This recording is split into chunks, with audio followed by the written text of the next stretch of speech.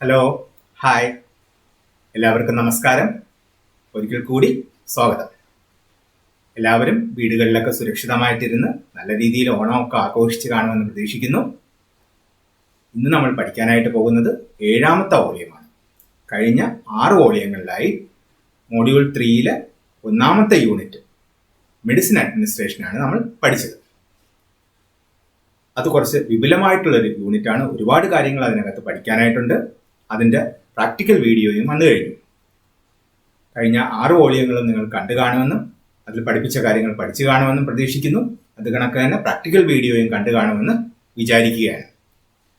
ഇന്ന് നമ്മൾ 7ാമത്തെ വോളിയത്തിൽ മോഡ്യൂൾ 3-ലെ 2ാമത്തെ യൂണിറ്റ് ആയിട്ടുള്ള ഓക്സിജൻ അഡ്മിനിസ്ട്രേഷനാണ് പഠിക്കാനായിട്ട് പോകുന്നത്. നിങ്ങൾ കെമിസ്ട്രിയുടെ ക്ലാസ്സിലൊക്കെ ഓക്സിജനെ കുറിച്ച് ഒരുപാട് കാര്യങ്ങൾ പഠിച്ചിട്ടുണ്ട്. നിങ്ങൾക്കറിയാം, 1774 ഓഗസ്റ്റ് മാസത്തിൽ ജോസഫ് പ്രീസ്റ്റ്ലി ആണ് ഓക്സിജൻ കണ്ടുപിടിച്ചത്. നിങ്ങൾക്ക് എല്ലാവർക്കും അറിയാവുന്നതുപോലെ അന്തരീക്ഷ വായുവിൽ കാണുന്ന ഒരു വാതകമാണ് ഓക്സിജൻ. അതിന് പ്രത്യേകിച്ച് നിറമോ മണമോ രുചിയോ ഒന്നും തന്നെ ഇല്ല. പക്ഷേ നമ്മുടെ ജീവൻ നിലനിർത്തുന്നതിന് വേണ്ടിയിട്ട് വളരെ അത്യാവശ്യമാണ് ഓക്സിജൻ. ഓക്സിജന്റെ സിമ്പൽ O ആണ്. അതിന്റെ അറ്റോമിക് നമ്പർ 8. അന്തരീക്ഷ വായുവിൽ 21% ഓക്സിജനാണ്. നൈട്രജൻ കഴിഞ്ഞാൽ ഏറ്റവും അധികമുള്ള വാതകമാണ് ഓക്സിജൻ. ഓക്സിജൻ പലതരത്തിലുള്ള വ്യവസായങ്ങൾക്ക് ഉപയോഗിക്കുന്നുണ്ട്. അതുപോലെ തന്നെ വെള്ളം ശുദ്ധീകരിക്കുന്നതിന് വേണ്ടിയിട്ട് ഓക്സിജൻ ഉപയോഗിക്കുന്നുണ്ട്. ചികിത്സയ്ക്ക് വേണ്ടിയിട്ടും ഓക്സിജൻ ഉപയോഗിക്കുന്നുണ്ട്. അവസാനം പറഞ്ഞതാണ് നമുക്ക് വേണ്ട കാര്യം. ചികിത്സയ്ക്ക് എങ്ങനെയാണ് ഓക്സിജൻ ഉപയോഗിക്കുന്നത്, അല്ലെങ്കിൽ ഓക്സിജൻ അഡ്മിനിസ്ട്രേഷനെ കുറിച്ചാണ് നമ്മൾ ഇന്ന് പഠിക്കാനായിട്ട് പോകുന്നത്.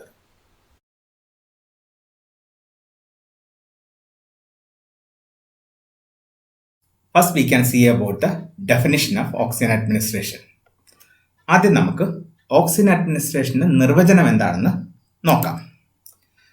Oxygen administration is the process by which supplemented oxygen is administered in high concentration than that of the atmospheric air. അന്തരീക്ഷ വായുവിനേക്കാൾ ഉയർന്ന കോൺസെൻട്രേഷനിൽ, അല്ലെങ്കിൽ അന്തരീക്ഷത്തിലെ വായുവിലുള്ളതിനേക്കാൾ കൂടുതൽ സാന്ദ്രതയിൽ ഓക്സിജൻ നൽകുന്ന പ്രക്രിയയാണ് നമ്മൾ ഓക്സിജൻ അഡ്മിനിസ്ട്രേഷൻ എന്ന് പറയുന്നത്. അന്തരീക്ഷ വായുവിൽ 21% ഓക്സിജൻ ഉള്ളത്. അതിൽ കൂടുതൽ സാന്ദ്രതയിൽ, അല്ലെങ്കിൽ അതിൽ കൂടുതൽ കോൺസെൻട്രേഷനിൽ രോഗികൾക്ക് ഓക്സിജൻ കൊടുക്കുന്നതിനെയാണ് ഓക്സിജൻ അഡ്മിനിസ്ട്രേഷൻ എന്ന് പറയുന്നത്. Now we can see what are the indications for oxygen therapy. എപ്പോഴൊക്കെയാണ് ഒരു രോഗിക്ക് സപ്ലിമെന്റൽ ഓക്സിജൻ കൊടുക്കേണ്ടി വരുന്നത്, അല്ലെങ്കിൽ ഓക്സിജൻ തെറാപ്പി ആവശ്യമായിട്ട് വരുന്നു എന്നുള്ളത് നമുക്ക് നോക്കാം. നമ്മൾ 1ാം വർഷത്തിലെ റെസ്പിറേറ്ററി സിസ്റ്റത്തിന്റെ അനാട്ടമി ആൻഡ് ഫിസിയോളജി, ലങ്സിന്റെ ഫംഗ്ഷനൊക്കെ നമ്മൾ പഠിച്ചു. എന്താണ് റെസ്പിറേഷൻ, എന്താണ് ബ്രീത്തിങ് ഒക്കെ നമ്മൾ പഠിച്ചു. നമ്മുടെ ശരീരം നിരന്തരം ഓക്സിജനെ ഉള്ളിലോട്ടെടുക്കുകയും കാർബൺ ഡൈ ഓക്സൈഡിനെ പുറന്തള്ളുകയും ചെയ്യുന്നു. ഈ പ്രക്രിയയിൽ എന്തെങ്കിലും ഒരു കുറവുണ്ടെങ്കിൽ രക്തത്തിലെ ഓക്സിജന്റെ അളവ് കുറയുന്നു. അപ്പോൾ നമ്മളൊരു രോഗിക്ക് സപ്ലിമെന്റൽ ഓക്സിജൻ, അധികമായിട്ട് ഓക്സിജൻ നൽകേണ്ടി വരും. ചില രോഗങ്ങൾ കാരണമോ പരിക്ക് മൂലമോ, അല്ലെങ്കിൽ അന്തരീക്ഷത്തിൽ ഓക്സിജന്റെ അളവ് കുറയുന്ന സാഹചര്യത്തിൽ ഒക്കെ നമ്മുടെ ശരീരത്തിലെ ടിഷ്യൂസിൽ ഓക്സിജൻ സാച്ചുറേഷൻ കുറയും. ഓക്സിജന്റെ സാച്ചുറേഷൻ വർദ്ധിപ്പിക്കാനായിട്ടാണ് നമ്മൾ അധികമായിട്ട് ഓക്സിജൻ നൽകുന്നത്. ഇത് ടിഷ്യൂസിൽ നോർമൽ മെറ്റബോളിസം നടക്കുന്നതിന് ആവശ്യമാണ്. ഹൈപ്പോക്സീമിയ, അല്ലെങ്കിൽ low concentration of oxygen in blood, രക്തത്തിൽ ഓക്സിജന്റെ അളവ് കുറയുന്ന അവസ്ഥ. Then hypoxia, low concentration of oxygen in tissues, ടിഷ്യൂസിൽ ഓക്സിജന്റെ അളവ് കുറയുന്ന അവസ്ഥ. ഈ സാഹചര്യത്തിലൊക്കെ നമ്മൾ ഓക്സിജൻ അധികമായിട്ട് നൽകേണ്ടി വരും. ഇങ്ങനെ നമ്മൾ സപ്ലിമെന്ററി ഓക്സിജൻ എപ്പോഴൊക്കെയാണ് കൊടുക്കേണ്ടത് എന്നുള്ളതിനെ കുറിച്ച് നമുക്കൊന്ന് നോക്കാം. First condition is breathlessness or laboured breathing. ശ്വാസം കിട്ടാത്ത അവസ്ഥ, അല്ലെങ്കിൽ ശ്വാസം എടുക്കാനായിട്ട് ബുദ്ധിമുട്ടുള്ള അവസ്ഥ. നമ്മളിത് കൂടുതലും കണ്ടിട്ടുള്ളത് ആസ്മ രോഗികളിലോ, അല്ലെങ്കിൽ കഠിനമായിട്ട് ന്യൂമോണിയ ബാധിച്ച രോഗികളിലോ, അല്ലെങ്കിൽ COPD, ലങ് ക്യാൻസർ, ട്യൂബർക്കുലോസിസ്, ഇതുപോലുള്ള റെസ്പിറേറ്ററി സിസ്റ്റത്തിനെ ബാധിക്കുന്ന അസുഖങ്ങൾ. ഇതുകൂടാതെ ഹാർട്ടിനെ ബാധിക്കുന്ന ഹാർട്ട് അറ്റാക്ക് വരുമ്പോഴത്തേക്ക് ബ്രീത്തിങ് ഡിഫിക്കൽറ്റി വരാറുണ്ട്. ഇനി എന്തിന്, നമ്മൾ ആങ്ഷ്യസ് ആകുമ്പോഴും ശ്വാസം മുട്ടൽ ഉണ്ടാവാറുണ്ട്. ഈ സമയത്ത് നമുക്ക് സപ്ലിമെന്റൽ ആയിട്ട്, അഡീഷണൽ ആയിട്ട് ഓക്സിജൻ കൊടുക്കേണ്ടി വരും, അല്ലെങ്കിൽ ഓക്സിജൻ തെറാപ്പി നമുക്ക് നൽകേണ്ടതായിട്ട് വരും. Next condition is cyanosis. Cyanose is the bluish discoloration of skin and mucous membrane. സ്കിന്നും മ്യൂക്കസ് മെംബ്രെയിനും ശരീരത്തിൽ ഓക്സിജൻ കുറയുന്നത് കൊണ്ട് നീല നിറത്തിലാവുന്നതിനെയാണ് നമ്മൾ സൈനോസിസ് എന്ന് പറയുന്നത്. ഇതിന് പല കാരണങ്ങളുണ്ടാവാം. സെൻട്രൽ നെർവസ് സിസ്റ്റത്തിന് അനുസരിച്ച് നോക്കുകയാണെങ്കിൽ ബ്രെയിനിലോട്ടൊരു രക്തസ്രാവം ഉണ്ടാവുന്നു, അല്ലെങ്കിൽ ഇൻട്രാക്രേനിയൽ ഹെമറേജ്, സീഷേഴ്സ്, ഇതെല്ലാം സൈനോസിന് കാരണമാകും. റെസ്പിറേറ്ററി സിസ്റ്റത്തിലാണെങ്കിൽ പലതരത്തിലുള്ള ലങ് ഇൻഫെക്ഷൻസ്, ന്യൂമോണിയ കണക്കുള്ള lung infections, COPD, chronic obstructive pulmonary disease കണക്കുള്ള ലങ് ഡിസീസസ്, ഇതെല്ലാം സൈനോസിന് കാരണമാകും. ഇനി heart disease, congenital heart diseases, ജനിക്കുമ്പോൾ തന്നെ ഹൃദയത്തിന് എന്തെങ്കിലും തകരാറുണ്ടാവുന്ന അവസ്ഥ, അല്ലെങ്കിൽ ഹാർട്ട് ഫെയിലുവർ, മയോകാർഡിയൽ ഇൻഫാക്ഷൻസ് അല്ലെങ്കിൽ ഹാർട്ട് അറ്റാക്ക്, ഇതെല്ലാം സൈനോസിസ് ഉണ്ടാക്കാം. ഇനി ബ്ലഡിൽ ഉണ്ടാവുന്ന ചില അസുഖങ്ങൾ, പോളിസൈത്തീമിയ പോലുള്ള അസുഖങ്ങൾ സൈനോസിന് കാരണമാകും. ഇങ്ങനെ പലതരത്തിലുള്ള അസുഖങ്ങൾ ബ്ലഡില് ഓക്സിജന്റെ അളവ് കുറയ്ക്കുക, അല്ലെങ്കിൽ ശരീരത്തിൽ ഓക്സിജന്റെ അളവ് കുറയ്ക്കുകയും അത് സൈനോസിന് കാരണമാവുകയും ചെയ്യുന്നു. Next we can see about high altitudes. നമുക്കറിയാം, ഉയരത്തിലോട്ട് പോകുമ്പോഴത്തേക്ക് ആൾക്കാർ ഓക്സിജനും ഒക്കെ ആയിട്ടാണ് പോകുന്നത്. പ്രത്യേകിച്ച് ഈ പർവ്വതത്തിലൊക്കെ കയറുന്ന ആൾക്കാരൊക്കെ ഓക്സിജനുമായിട്ടാണ് പോകുന്നത്. എന്തുകൊണ്ടാണ്? ആൾട്ടിറ്റ്യൂഡ് കൂടുമ്പോഴത്തേക്ക്, അതായത് ഉയരം കൂടുമ്പോഴത്തേക്ക് അറ്റ്മോസ്ഫിയറിക് പ്രഷർ കുറയും. ഈ അറ്റ്മോസ്ഫിയറിക് പ്രഷർ കുറയുന്നതനുസരിച്ച് നമ്മൾ ഉള്ളിലേക്ക് എടുക്കുന്ന, ഇൻസ്പയർ ചെയ്യുന്ന ഓക്സിജന്റെ പാർഷ്യൽ പ്രഷർ കുറയും. അപ്പോൾ ലങ്സിൽ ഗ്യാസ് എക്സ്ചേഞ്ചിനെ ഇത് അഫക്റ്റ് ചെയ്യും. അപ്പോൾ നമ്മുടെ ശരീരത്തിന് ആവശ്യത്തിനുള്ള ഓക്സിജൻ കിട്ടാതെ വരും. അപ്പോൾ നമുക്ക് സപ്ലിമെന്റൽ ഓക്സിജൻ ഉപയോഗിക്കേണ്ടതായിട്ട് വരും. Next condition is shock and circulatory failure. Circulatory സിസ്റ്റത്തിൽ ഉണ്ടാകുന്ന പ്രശ്നങ്ങൾ മൂലം ശരീരത്തിലെ ടിഷ്യൂകളിലേക്ക് ആവശ്യത്തിന് രക്തപ്രവാഹം ഇല്ലാത്ത അവസ്ഥയാണ് നമ്മൾ ഷോക്ക് എന്ന് പറയുന്നത്. ആ സമയം ശരീരത്തിലെ വിവിധ അവയവങ്ങളിലേക്കും ടിഷ്യൂകളിലേക്കും ആവശ്യത്തിന് ഓക്സിജൻ ലഭിക്കാതെ വരുന്നു. ഈ സമയത്ത് അടിയന്തരമായിട്ട് നമ്മൾ ഓക്സിജൻ നൽകേണ്ടതാണ്. ഈ സമയം നമ്മൾ ആവശ്യത്തിന് ഓക്സിജൻ സപ്പോർട്ട് കൊടുക്കാതിരിക്കുകയോ ഷോക്ക് ഉണ്ടാകാനുള്ള അടിസ്ഥാന കാരണം കണ്ടെത്തി അതിന്റെ ട്രീറ്റ്മെന്റ് ചെയ്യാതിരിക്കുകയോ ചെയ്താൽ മറ്റ് അവയവങ്ങളുടെ പ്രവർത്തനത്തെ കൂടെ അത് ബാധിക്കുകയും അത് മരണത്തിന് തന്നെ കാരണമാവുകയും ചെയ്യും. അടുത്തത് പൾമണറി ഡിസീസസ്. ലങ്സിനെ ബാധിക്കുന്ന പലതരത്തിലുള്ള അസുഖങ്ങൾക്ക് ഓക്സിജൻ കൊടുക്കേണ്ടി വരും. ആൽവിയോളയിൽ നല്ല രീതിയിൽ ഓക്സിജൻ എക്സ്ചേഞ്ച് നടക്കാത്ത അസുഖങ്ങൾ, പൾമണറി എഡിമ, ന്യൂമോണിയ, നെഞ്ചിലുണ്ടാകുന്ന പരിക്കുകൾ, അല്ലെങ്കിൽ റെസ്പിറേറ്ററി കപ്പാസിറ്റി കുറയുന്ന അസുഖങ്ങൾ, അറ്റലക്ടാസിസ്, ഒരു ലങ്സ് മുഴുവനായോ അല്ലെങ്കിൽ ലങ്സിന്റെ ഒരു ലോബോ സർജറി വഴി നീക്കം ചെയ്യുക, ഇങ്ങനെയുള്ള കണ്ടീഷനുകളിൽ അല്ലെങ്കിൽ ഇങ്ങനെയുള്ള അവസ്ഥകളിൽ നമുക്ക് സപ്ലിമെന്റൽ ഓക്സിജൻ നൽകേണ്ടി വരും. നെക്സ്റ്റ്, ക്രിട്ടിക്കലി ഇൽ പേഷ്യൻസ്. ജീവൻ അപകടത്തിലാക്കുന്ന തരത്തിൽ ആരോഗ്യ പ്രശ്നങ്ങളുള്ള രോഗികളെയാണ് നമ്മൾ ക്രിട്ടിക്കലി ഇൽ പേഷ്യൻസ് എന്ന് പറയുന്നത്. അങ്ങനെയുള്ള രോഗികൾക്ക് ഓക്സിജൻ നൽകേണ്ടതായിട്ട് വരും. Patients under anaesthesia. എന്തെങ്കിലും ഒരു ശസ്ത്രക്രിയയുടെ ഭാഗമായിട്ടോ അല്ലെങ്കിൽ രോഗിക്ക് എന്തെങ്കിലും വേദനയുള്ള ഒരു പ്രൊസീജിയർ ചെയ്യുന്നതിൻ്റെ ഭാഗമായിട്ടോ മയങ്ങാനുള്ള മരുന്ന് കൊടുത്തിട്ടുണ്ടെങ്കിൽ, പ്രത്യേകിച്ചും ജനറൽ അനസ്തേഷ്യ കൊടുത്തിട്ടുണ്ടെങ്കിൽ രോഗിക്ക് സ്വയം ശ്വസിക്കാൻ കഴിയത്തില്ല. ഈ അവസ്ഥയിൽ നമ്മൾ സപ്ലിമെൻ്റ് ആയിട്ട് ഓക്സിജൻ നൽകും. Next indication is haemorrhage. എന്താണ് ഹെമറേജ്? രക്തസ്രാവം. നമ്മുടെ ശരീരത്തിൽ നിന്ന് ശസ്ത്രക്രിയയുടെ ഭാഗമായിട്ടോ അല്ലെങ്കിൽ എന്തെങ്കിലും ആക്സിഡന്റിന്റെ ഭാഗമായിട്ടോ രക്തം നഷ്ടപ്പെട്ടു പോകുകയാണെങ്കിൽ ടിഷ്യൂകളിലേക്ക് ഓക്സിജൻ കൊണ്ടെത്തിക്കാനായിട്ട് ആവശ്യമുള്ള രക്തമില്ലാതെ വരുന്നു. ഈ അവസരത്തിൽ ഓരോ ടിഷ്യൂവിനും ആവശ്യത്തിന് ഓക്സിജൻ കിട്ടാത്ത അവസ്ഥ ഉണ്ടാവുന്നു. ഇങ്ങനെ ഓക്സിജൻ കുറയുന്ന സാഹചര്യത്തിൽ നമുക്ക് നേരത്തെ പറഞ്ഞ കണ്ടീഷനുകളിൽ പറഞ്ഞതുപോലെ ഇവിടെയും ഓക്സിജൻ നൽകേണ്ടതായിട്ട് വരുന്നു, അധികമായിട്ട് ഓക്സിജൻ നൽകേണ്ടതായിട്ട് വരുന്നു. Next, poisoning. പ്രത്യേകിച്ചും സയനൈഡ് പോലുള്ള കെമിക്കൽസ് കൊണ്ടുള്ള പോയിസണിങ്. ഇതെന്ത് ചെയ്യുന്നു വെച്ചാൽ ഓക്സിജൻ യൂട്ടിലൈസ് ചെയ്യാനുള്ള ടിഷ്യൂവിൻ്റെ എബിലിറ്റിയെ ചേഞ്ച് ചെയ്ത് കളയും. അപ്പോൾ നമുക്ക് കൂടുതൽ ഓക്സിജൻ ടിഷ്യൂസിൽ എത്തിയാൽ മാത്രമേ അവിടെ നോർമൽ ഫങ്ഷനിങ് മെയിൻറ്റെയിൻ ചെയ്ത് കൊണ്ടുപോകാനായിട്ട്, ടിഷ്യൂസിലുണ്ടാകുന്ന മെറ്റബോളിസം പോലുള്ള ഫങ്ഷൻസ് മെയിൻറ്റെയിൻ ചെയ്ത് കൊണ്ടുപോകാനായിട്ട് പറ്റത്തുള്ളൂ. അപ്പോൾ നമുക്ക് അഡീഷണൽ ആയിട്ട് ഓക്സിജൻ നൽകേണ്ടതായിട്ട് വരും. Last on asphyxia.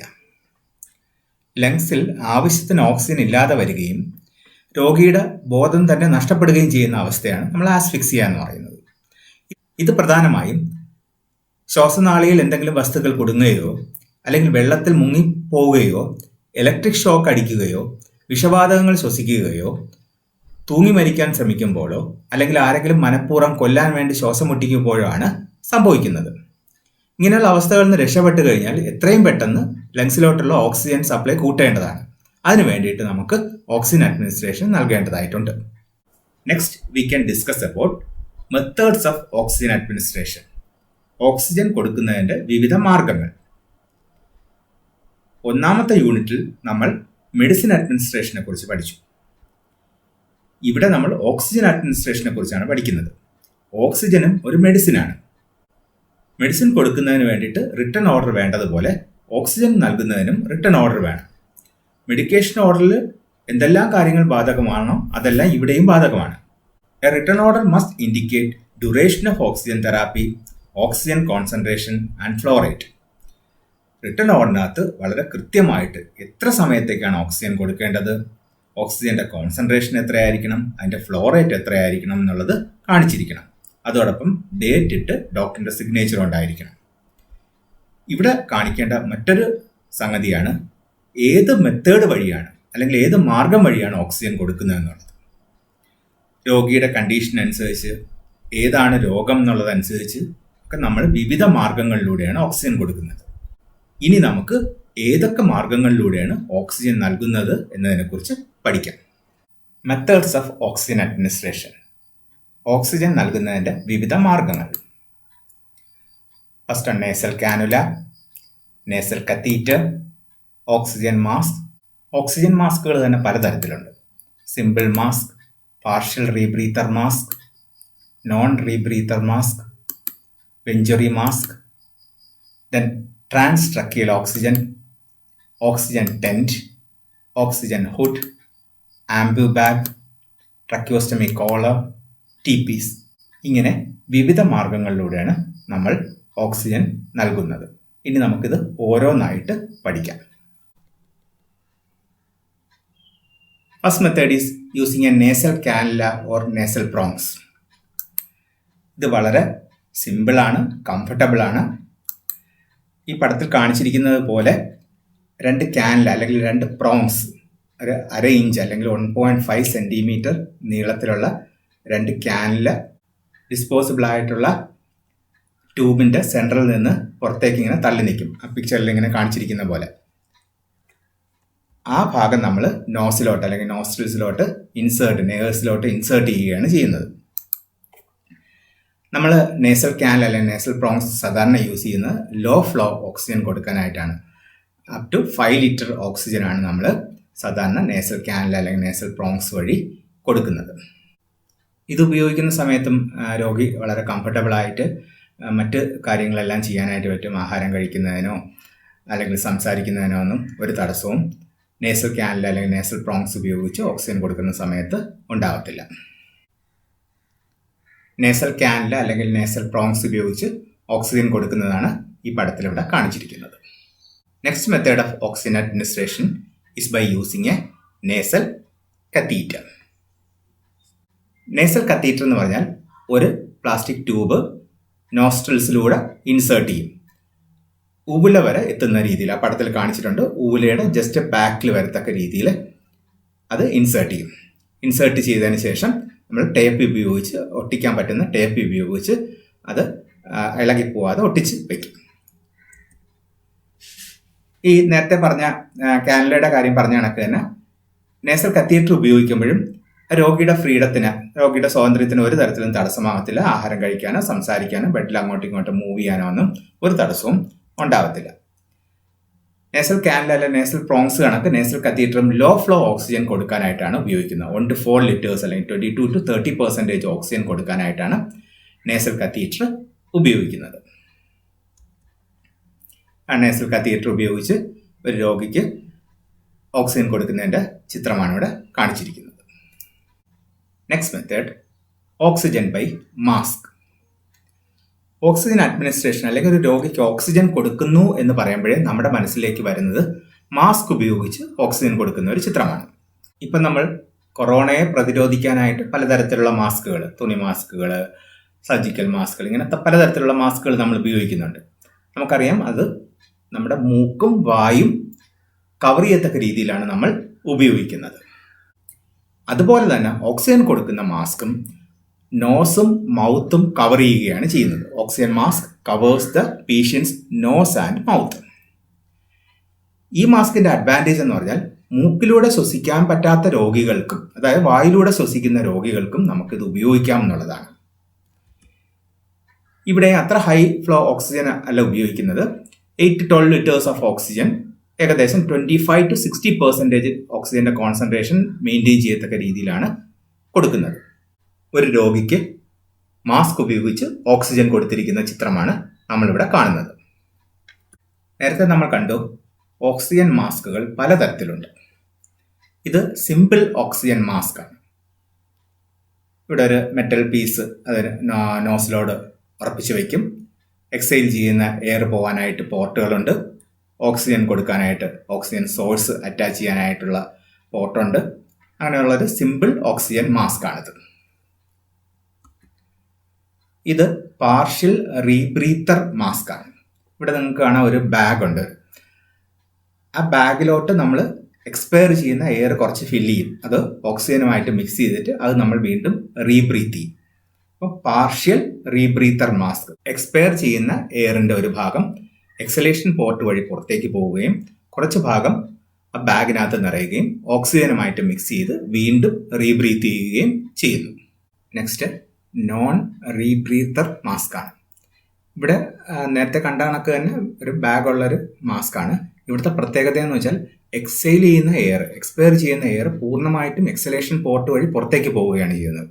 അത് ബാഗിലോട്ട് നിറയുന്നത് ഒരു 1-way വാൽവ് വഴി പ്രിവെൻറ്റ് ചെയ്തിരിക്കുന്നു. അപ്പോൾ പേഷ്യൻ്റ് ഒരു കാരണവശാലും അത് റീബ്രീത്ത് ചെയ്യുന്നില്ല. ഫ്രഷ് ആയിട്ടുള്ള ഓക്സിജനാണ് പേഷ്യൻ്റ് ബ്രീത്ത് ചെയ്യുന്നത്. Next one is venturi mask or air entrainment mask. ഇത് കൂടുതലും COPD patients, chronic obstructive pulmonary disease ഉള്ള രോഗികൾ അല്ലെങ്കിൽ ക്രോണിക് ലങ് ഡിസീസ് ഉള്ള രോഗികൾക്കൊക്കെയാണ് ഉപയോഗിക്കുന്നത്. ഇവിടെ 2 മുതൽ 15 ലിറ്റർ പെർ മിനിറ്റ് ഫ്ലോ റേറ്റിലാണ് ഓക്സിജൻ നൽകുന്നത്. ഫിക്സഡ് പ്രീഡിറ്റർമിൻഡ് ഓക്സിജൻ കോൺസെൻട്രേഷൻ, നേരത്തെ നിശ്ചയിച്ച പ്രകാരമുള്ള ഓക്സിജൻ കോൺസെൻട്രേഷനിലാണ് വെഞ്ചറി മാസ്ക് വഴി ഓക്സിജൻ കൊടുക്കുന്നത്. ഇവിടെ നിങ്ങൾക്ക് കാണാം മാസ്കിനോട് ചേർന്നിട്ട് ഒരു അഡാപ്റ്റർ, ആ മഞ്ഞ നിറത്തിൽ കാണുന്നതാണ്, ഒരു അഡാപ്റ്റർ അല്ലെങ്കിൽ ഒരു ജെറ്റ് ഡയലൂട്ടർ ഫിക്സ് ചെയ്തിട്ടുണ്ട്. അത് ആ ഡയലൂട്ടർ എന്ന് പറയുന്നത് കളർ കോഡറ്റ് ആണ്. ഇവിടെ നിങ്ങൾക്ക് കാണാം കളർ കോഡറ്റ് ആണ്. ഓരോ കളറിനനുസരിച്ച് ഫിക്സഡ് അളവിലാണ് ഓക്സിജൻ നൽകുന്നത്. നിങ്ങൾക്ക് അവിടെ എത്ര പെർസെൻറ്റേജ് ആണെന്നുള്ളതും എത്ര ലിറ്റർ പെർ മിനിറ്റിലുമാണ് ഓക്സിജൻ നൽകുന്നത് എന്നുള്ളത് കാണാം. 2 to 15. ആദ്യത്തെ നീല കളറിലുള്ളത് 2 ലിറ്റർ ആണ്. വെള്ള ആകുമ്പോഴത്തേക്ക് 4 ലിറ്റർ, ഓറഞ്ച് ആകുമ്പോഴത്തേക്ക് 6 ലിറ്റർ, യെല്ലോ ആകുമ്പോഴത്തേക്ക് 8 ലിറ്റർ, റെഡ് ആകുമ്പോഴത്തേക്ക് 10 ലിറ്റർ, ഗ്രീൻ ആകുമ്പോൾ 15 ലിറ്റർ. അങ്ങനെ ഫിക്സഡ് അളവിലാണ് വെഞ്ചറി മാസ്കുകൾ വഴി നമ്മൾ ഓക്സിജൻ നൽകുന്നത്. Next method of oxygen administration is oxygen hood. An oxygen hood is used for babies who can breathe on their own but still need extra oxygen. Oxygen hood സാധാരണ രീതിയിൽ കുഞ്ഞുങ്ങൾക്കാണ് ഉപയോഗിക്കുന്നത്.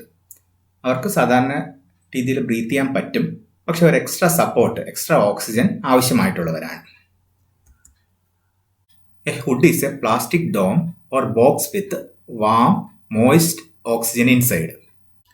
ഈ hood എന്ന് പറയുന്നത് പ്ലാസ്റ്റിക് കൊണ്ടുണ്ടാക്കിയ അർദ്ധവൃത്താകാരത്തിലുള്ള ഒരു പെട്ടിയാണ്.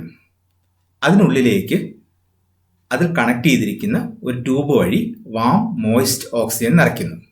ഇതാണ് ഈ കുഞ്ഞ് ശ്വസിക്കുന്നത്. The hood is placed over the baby's head. ഈ ഹുഡ് കുട്ടിയുടെ തലയ്ക്ക് മുകളിലൂടെ വയ്ക്കുകയാണ് ചെയ്യുന്നത്. ഈ പടത്തിൽ ഇങ്ങനെ കാണിച്ചിരിക്കുന്ന പോലെ. നമുക്ക് അതിൻ്റെ ഒരു വീഡിയോ കാണാം.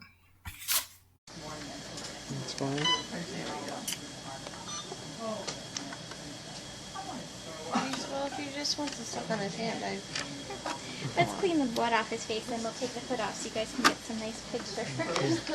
Next is oxygen tent. സാധാരണ രീതിയിൽ ഓക്സിജൻ ടെന്റ് ഉപയോഗിക്കുന്നത് മാസ്ക് വയ്ക്കാൻ പറ്റാത്ത രീതിയിൽ മുഖത്ത് എന്തെങ്കിലും മുറിവുകളോ അല്ലെങ്കിൽ കുട്ടികൾക്കോ ഒക്കെയാണ് ഓക്സിജൻ 10 ഉപയോഗിക്കുന്നത്. It provides an environment for patient with controlled oxygen concentration, temperature regulation and humidity control.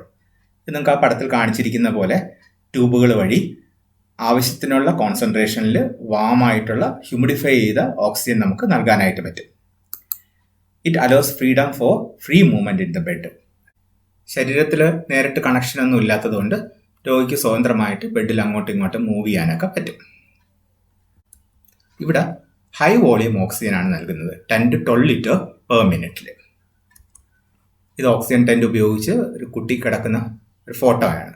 നമുക്കതിൻ്റെ ഒരു വീഡിയോ കാണാം.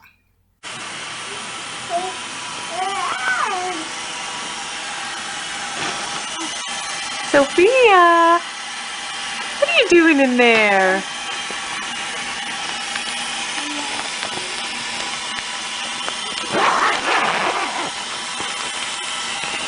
Peekaboo, I see you. Say hello. Hello. Getting your oxygen? Yeah. Okay, have fun.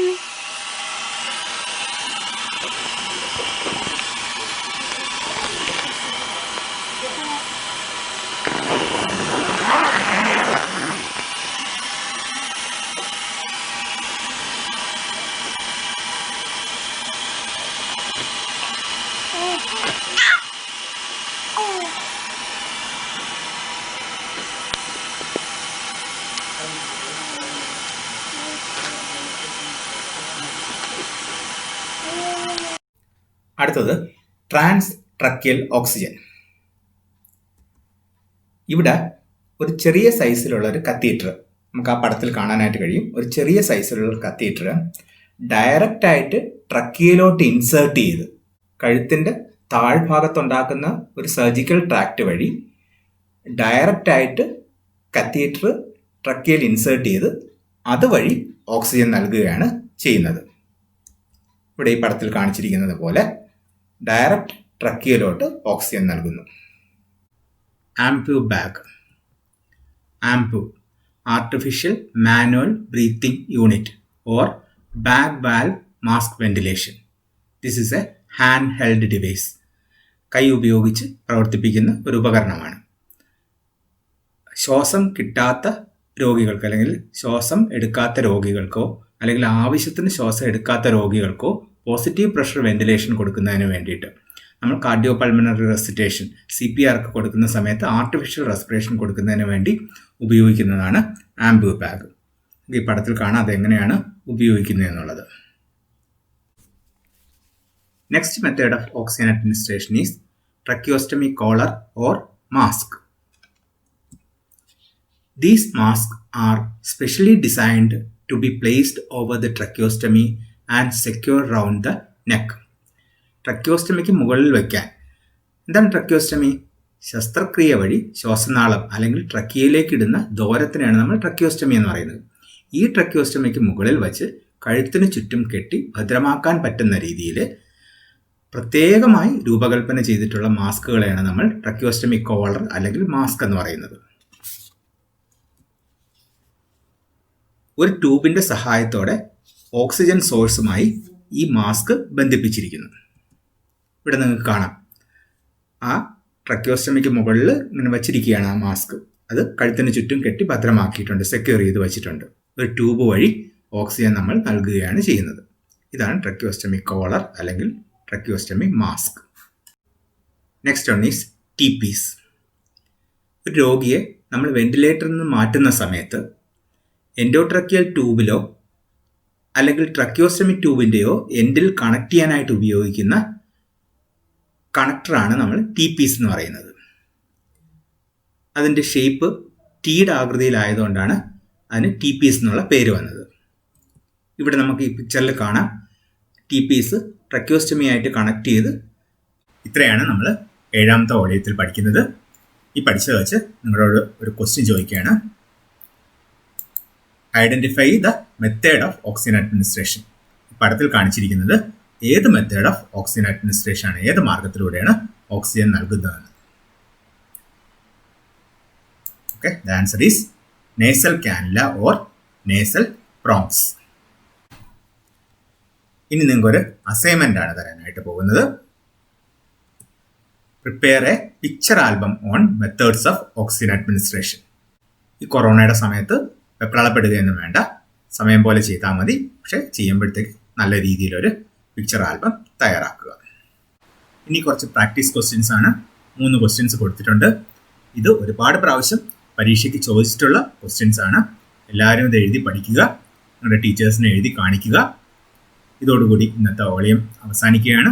എല്ലാവർക്കും നന്ദി, നമസ്കാരം.